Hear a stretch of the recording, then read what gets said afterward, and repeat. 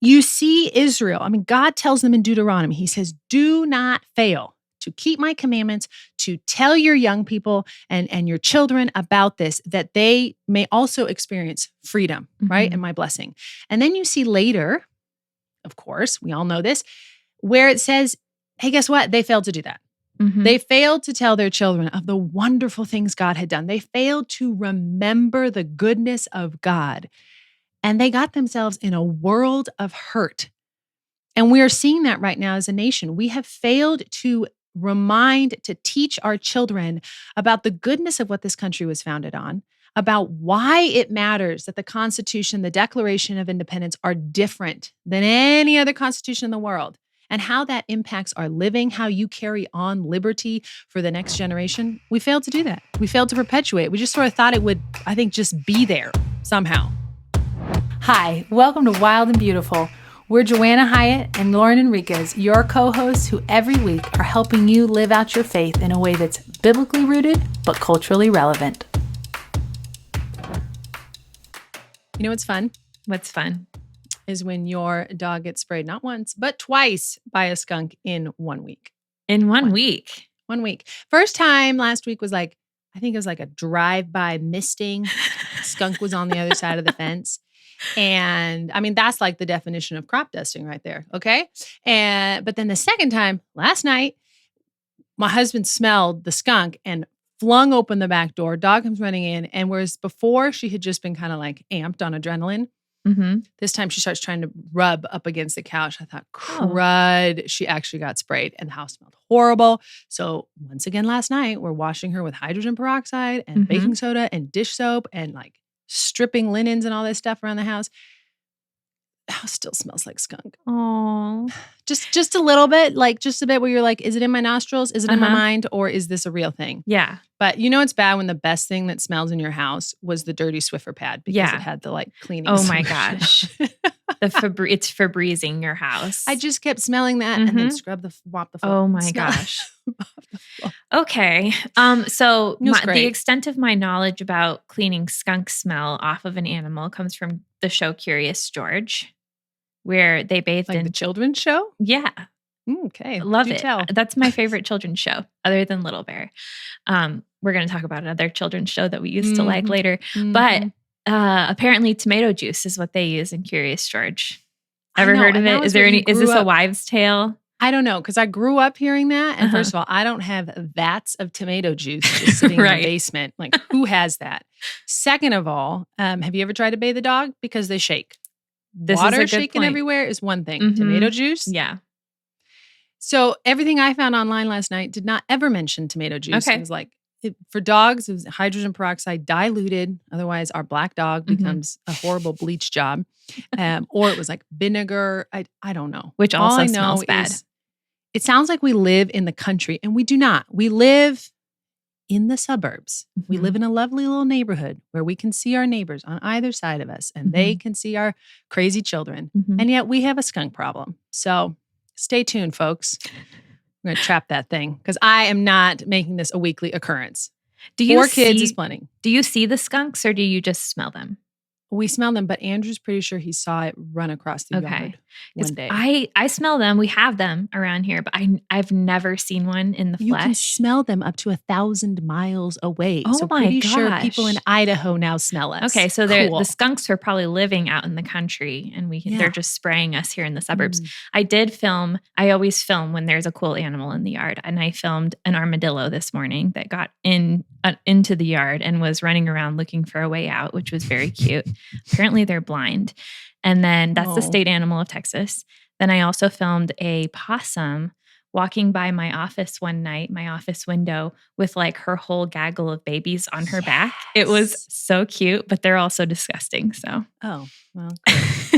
we have every once in a while a deer will wander into this. You're like, you're lost. You're so lost. Poor thing. And then my husband saw like a muskrat or something the other day. I thought, what is happening? It just feels like nature's constantly trying to take over, which I appreciate. Like things are always trying to revert back to natural order, chaos, whatever. So, speaking of children's shows, right? Peppa Pig. Peppa Pig. Have you heard about those children who will watch Peppa Pig in the US and then they will only speak in a British accent? Isn't that adorable? Right, oh my gosh, I've seen videos of it and it is the cutest thing. And I get it because once you hear that accent, you're like, wait, why do we have this accent? That one's so much better. I would have Peppa Pig. My kids would watch in Spanish, because I don't think the stories. They do. I don't think the stories are very substantive. Like, watch Berenstain Bears if you want to learn a great lesson. Peppa Pig, couldn't tell you what it's about. Mm-hmm. But if you watch it in Spanish, at least I can justify that we're spending the screen time. But no more, friends. No more, because they went woke. They did. Peppa went woke. They introduced their first LGBTQ couple to Mama Bears, Mama Pandas? I don't know. I think it's Mama Polar Bears. I only saw the headline and in a conversation about families. Inside. And it says they gave, they did it because they had received so much pushback. Now, from the LGBTQ community. Yeah, not the parents whose kids are watching Peppa Pig. I would just love to know, what does that mean? Like, how many people, when it says, well, we did this because we received pressure, but like, how many people? Because for the longest time, the LGBTQ community of society was considered to be about 3 to 4% of people who self-identified as lesbian or homosexual, same-sex attracted. And that has sort of stayed consistent for a long time, plus or minus some room for error. We've suddenly in the last few years seen a massive spike in people identifying within this sexual orientation group. We could argue in large part, not because suddenly people are feeling comfortable to identify publicly, but in fact, because culture is pressuring people to say, this is the preferred group. This is how you avoid actually discrimination and hostility. This is how you reap the benefits of society and special status, is to identify. And people aren't dumb, right? Our inclination is to go, where am I going to be protected? We don't seek out how to be in controversy. Yeah. It's really sad to see it with children's shows, because I remember even before the LGBTQ worldview was really mainstreamed, when we were little, the show Arthur introduced a same-sex couple.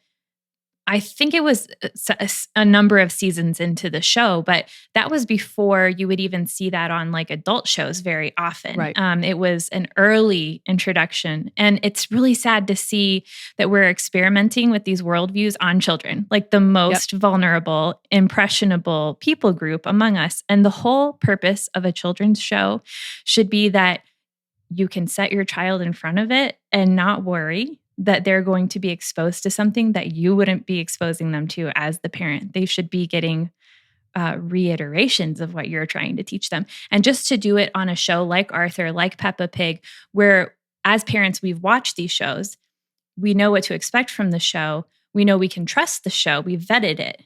And now, unless you've seen this headline running around in the news, you're going to set your kid in front of Peppa Pig while you go make dinner and have no idea that there's 2 mother polar bears in the show now. Well, and lest you think, by the way, this is a unified message coming from the LGBT community.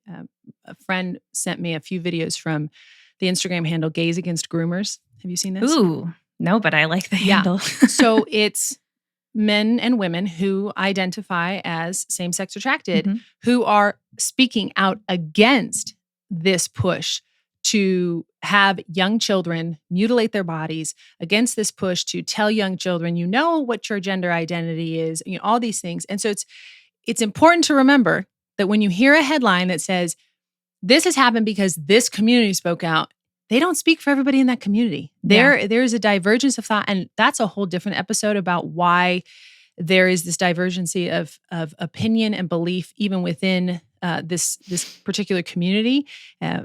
But just to know that not everybody is on board with this. And I think we're going to see in the coming days and years, unlikely allies, right? As we're saying, you know what?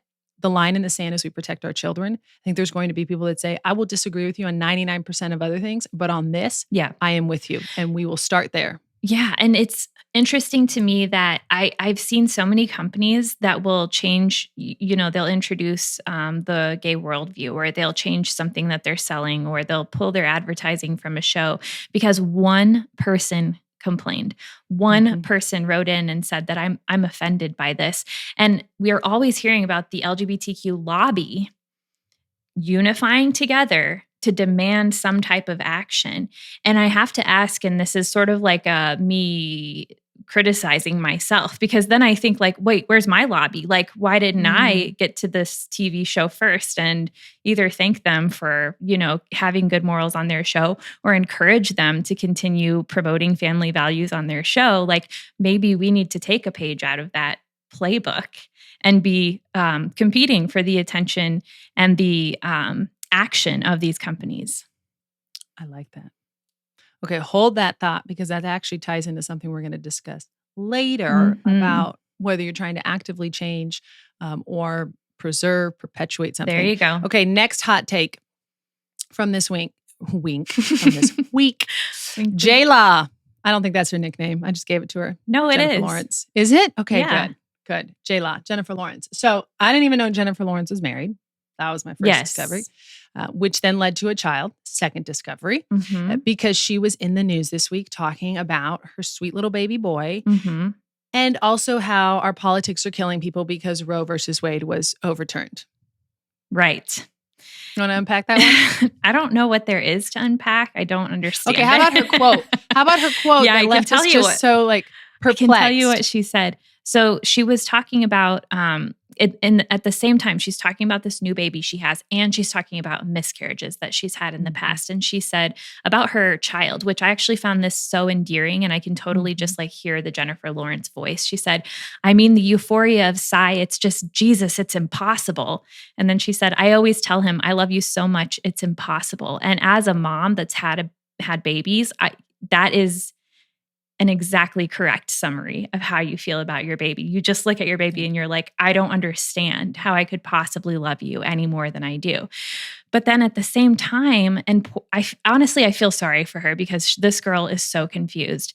She was bemoaning how when she had her first miscarriage, she was already intending to abort that child. So it was sort of a happy coincidence to her that she miscarried. And you just want to say to them, like, your child who you're now holding in your arms was once in your womb and deserved just as much love as you're showing him now when he was in your womb, and just not to see the disconnect there. It's so sad to see all the celebrities that are bemoaning the reversal of Roe v. Wade, when Roe v. Wade has done nothing but damage to our countries and damage to a lot of their lives. Because when these people tell their abortion stories, not JLaw, because to my knowledge, she hasn't actually had an abortion, but the ones who do, and they tell the stories and they act like they're empowered by it, you can just see through this supposed empowerment to hurt. These people are hurting. It's coming through in the way that they tell their stories. And yet I think they feel so pressured to perpetuate this narrative that they're empowered by abortion, that they're saying words that they don't even believe. Like, and you just see it in this JLaw interview where she's saying two completely contradictory things and just doesn't even seem to realize what she's doing. Well, and at the end, I mean, one of the articles I was reading, she said something like, now anytime I hear a baby cry, I just go, oh, because they're so she said something about them being defenseless, these squishy little bundles. And so you just think, okay, on some level, you know that this is a defenseless, squishy little bundle of goodness. And yet you are also being pressured to say, but it's okay to kill them sometimes if you don't want them. Yeah.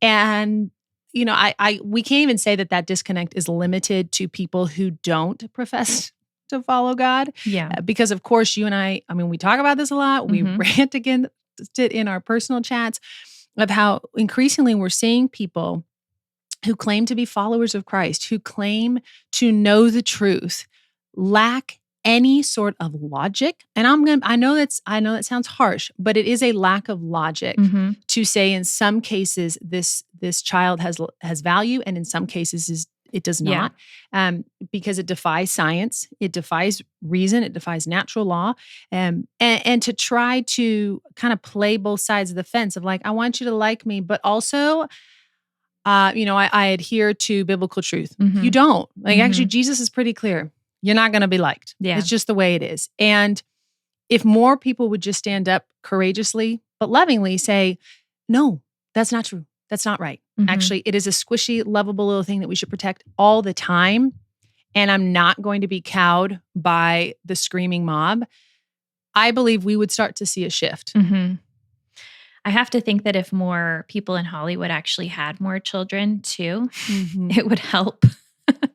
Because there's so many single people who are perpetuating the belief that like pursuing your dreams and putting off family and no-fault divorce is the way to happiness. And you just have to think maybe if more of these people in Silicon Valley and these people in Hollywood would just have more children, they would see like, oh, I had it wrong. And that would start to be reflected in their product. But something we have to pray And you for. start to realize it's not a zero-sum game. Like if I have this thing over here, therefore I cannot have that over there. Yeah. It's like when I teach my children, like just because one person receives this blessing doesn't mean that I or God have run out of blessings. Right. There's still lots more to give. You receiving a goodness in this area doesn't mean you have to take a loss over in this other area. And again, that's sort of our cultural perception of like, you can have it all, but you can't have it all. And it's this weird dichotomy. So yeah. So let's see. We've got Peppa Pig, JLaw, the Queen died.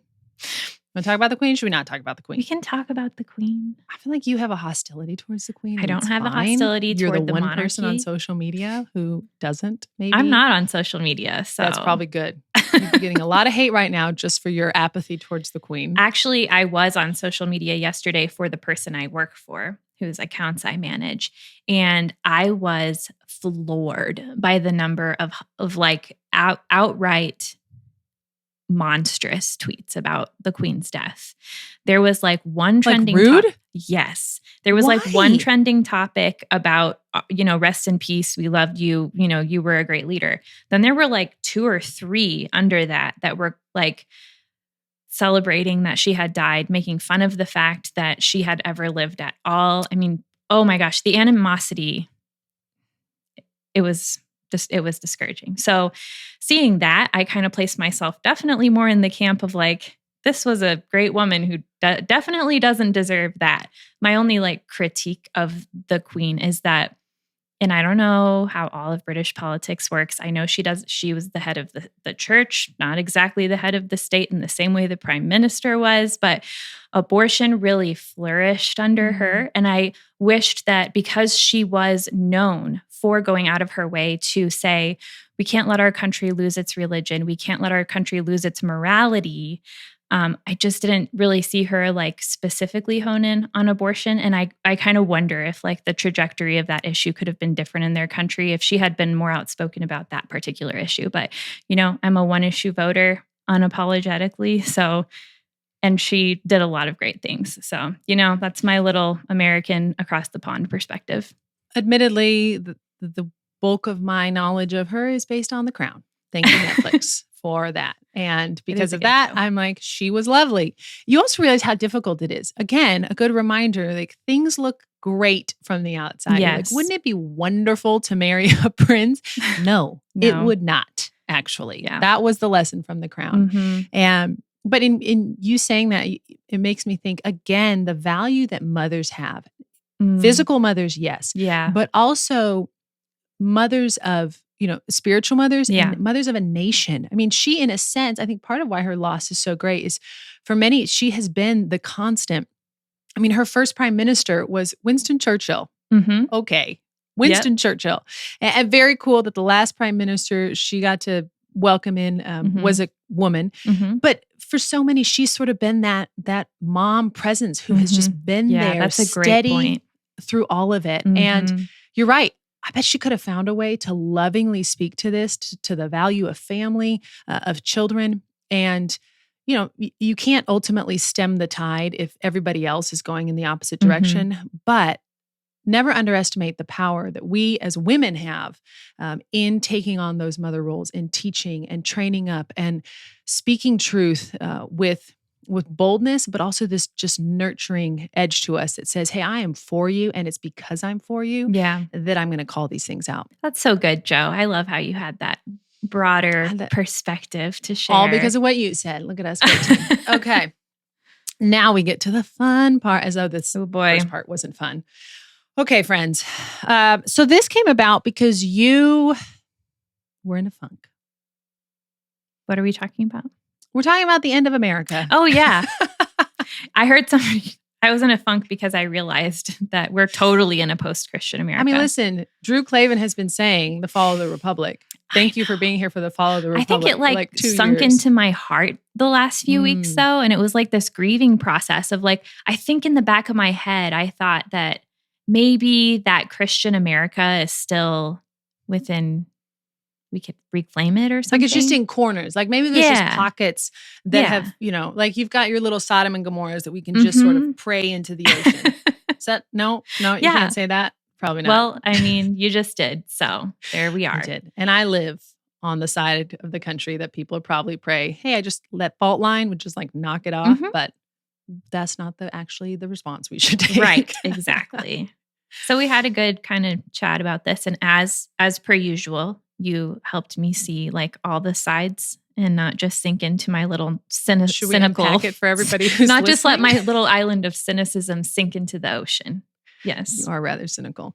Okay. Well, but there is merit in what you were saying, and you were saying this week of, hey, folks, and we said this before, right? Like we're not living in a time that we would say there are robust Judeo-Christian values that are really woven into the fabric of culture. Yes. We're not living in a time where we would say, culture, politics, education, everything seems to really be holding to this Western tradition, this no. I think we all agree on that. But there is a grieving and a sadness when you realize not only are we not living that, we're not even like kind of at the end of it. I think we are post that because you see this hostility that comes against those of us who hold to values that are Judeo-Christian and therefore also traditionally American and traditionally American because our country, and we've talked about this, was founded on Judeo-Christian principles and values. That's how you have a free society. That's how you have an ordered society. That's how you have a society that does not rank people against one another based on immutable characteristics. It says, no, like while we are all born, different with different opportunities, we all have value regardless of all of these things. And so there is a grieving. There is a grieving to see what America once was as the standard bearer in the world. We take that for granted now. Yeah. Because we have grown up, most of us have grown up in a world where America has existed for 200 something years. Yeah, which is the longest running nation under a single constitution in history, right? Yeah.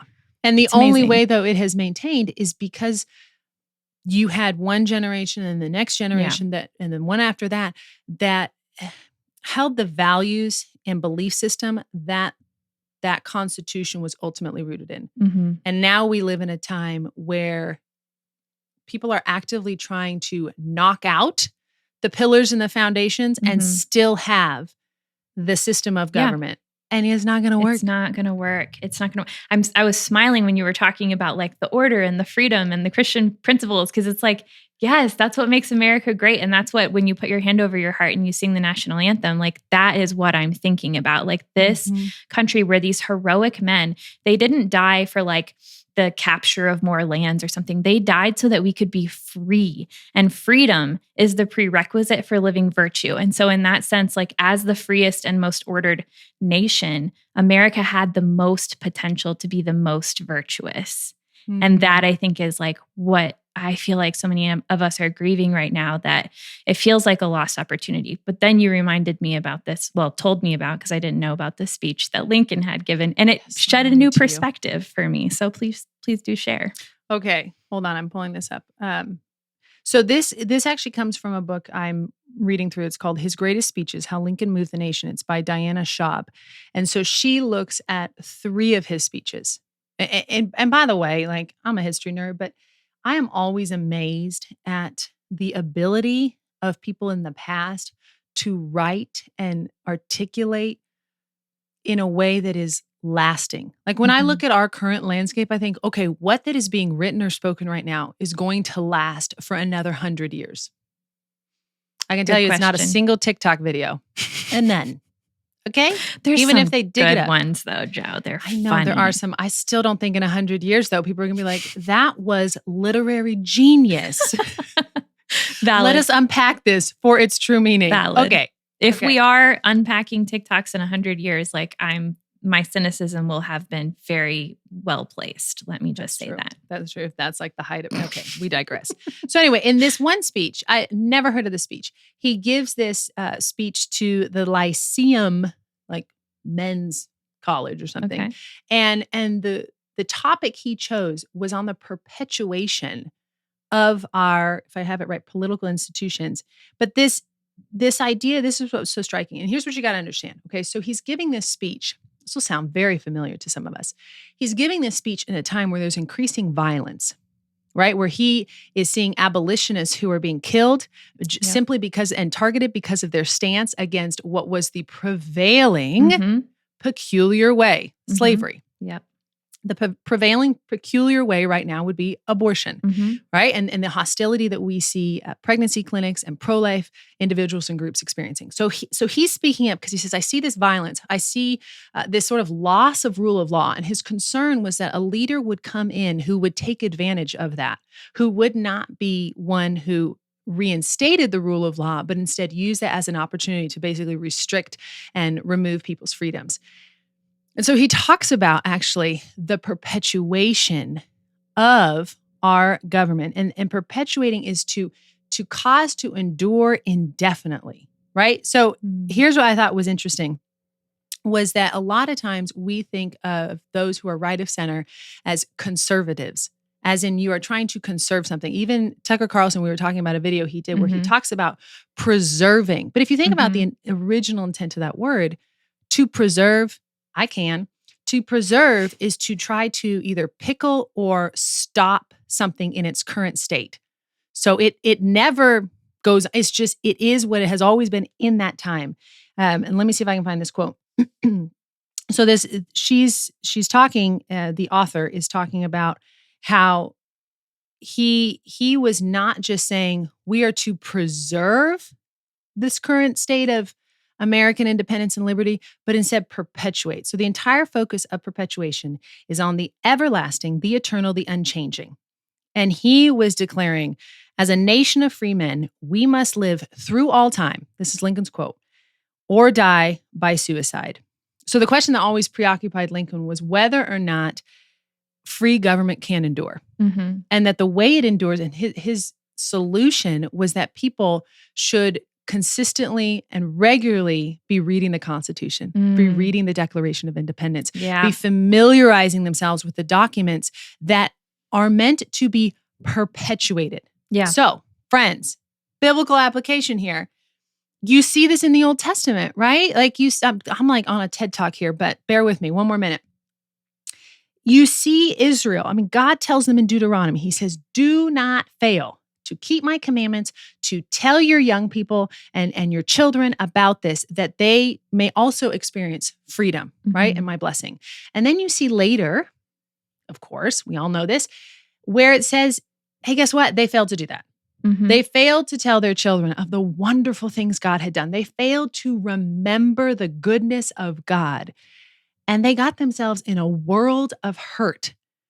And we are seeing that right now as a nation. We have failed to to teach our children about the goodness of what this country was founded on, about why it matters that the Constitution, the Declaration of Independence are different than any other constitution in the world, and how that impacts our living, how you carry on liberty for the next generation. We failed to do that. We failed to perpetuate. We just sort of thought it would, I think, just be there somehow. Yeah.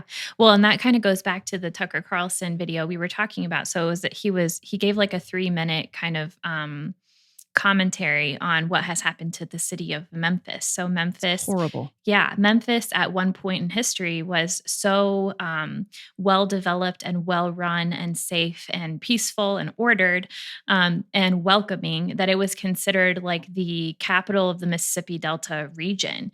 And over the years, it declined in large part, I guess, because crime wasn't policed as closely, as severely as it should have been.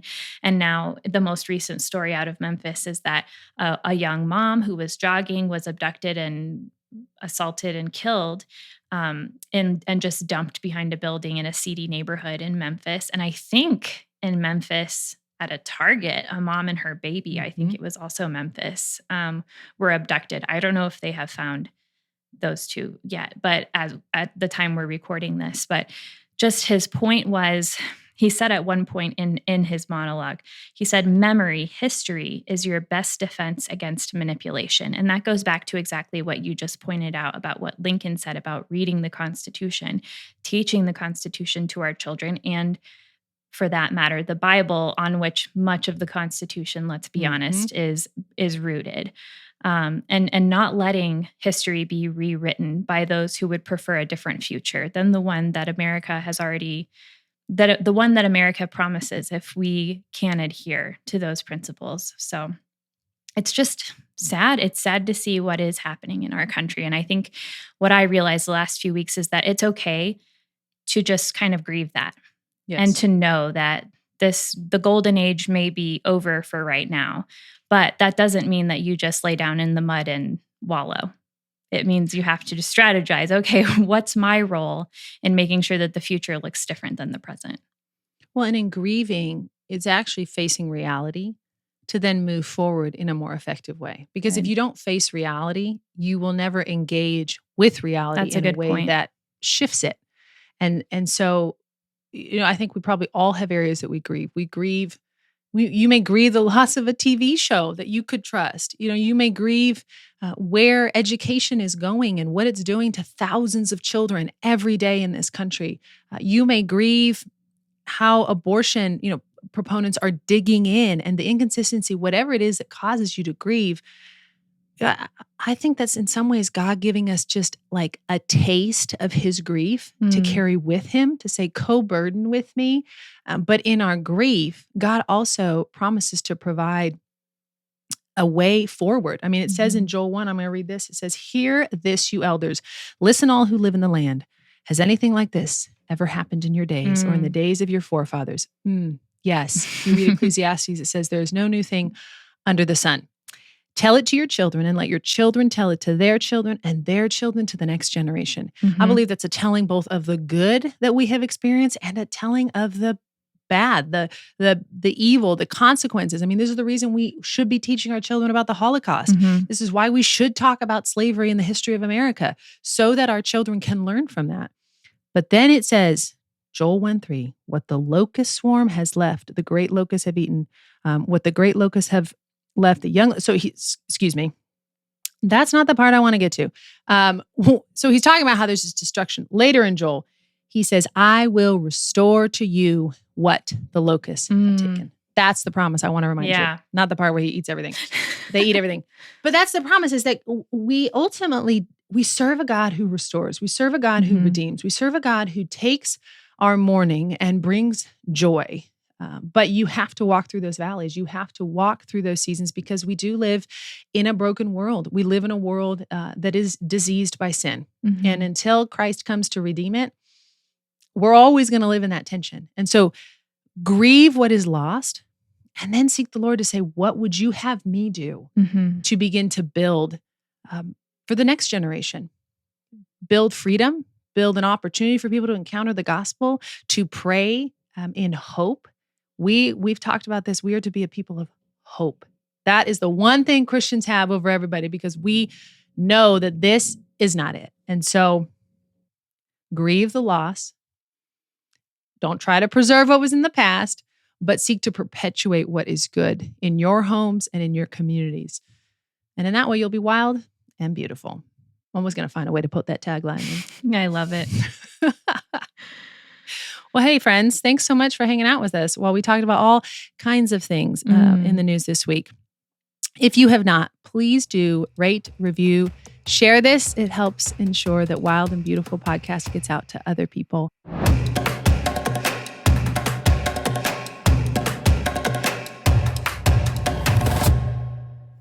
For credibility's sake, I just want to note that you can only actually smell a skunk 3.5 miles away. But if you've ever smelled one, it might as well be 1,000 miles.